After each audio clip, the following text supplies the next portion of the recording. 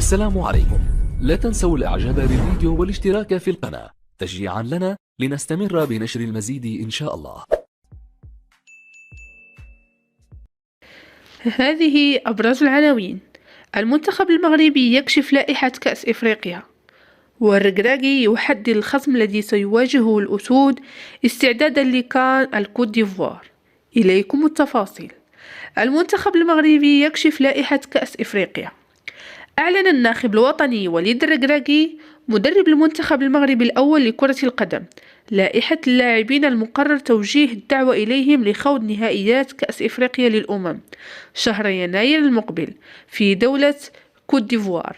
وذكر الناخب الوطني ضمن ندوة صحافية بمركب محمد السادس لكرة القدم في المعمورة بمدينة سلا أن الأمر يتعلق بكل من الحارس ياسين بونو ومنير محمدي والمهدي بن عبيد والمدافعين رومان سايس ونايف أكرد وأشرف حكيمي ونصير مزراوي ويحيى عطية الله ويونس عبد الحميد وشادي رياض وعبد الكبير عبقار ومحمد الشيبي.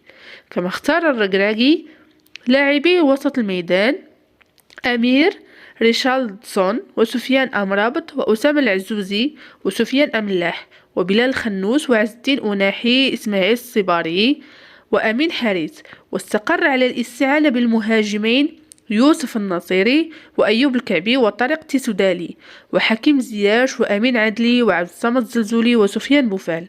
جدير بالذكر أن حضور الأسود خلال كأس إفريقيا المنظمة بين 13 يناير و 11 فبراير المقبلين يرتبط بالمجموعة السادسة خلال منافسات الدور الأول إلى جانب منتخبات إلى جانب منتخبات الكونغو الديمقراطية زامبيا وتنزانيا. الركراكي يحدد الخصم الذي سيواجهه الأسود استعدادا لكان الكوت ديفوار. كشف الناخب الوطني وليد الركراكي عن هوية المنتخب الذي سيواجهه الأسود في إطار الاستعدادات لنهائيات كأس إفريقيا التي ستنطلق في 13 من يناير المقبل بالكوت ديفوار.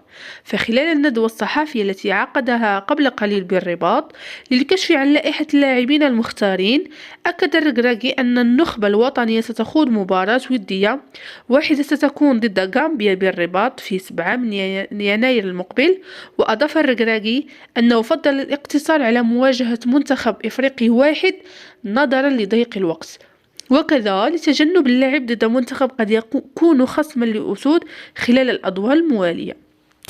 شكرا لكم.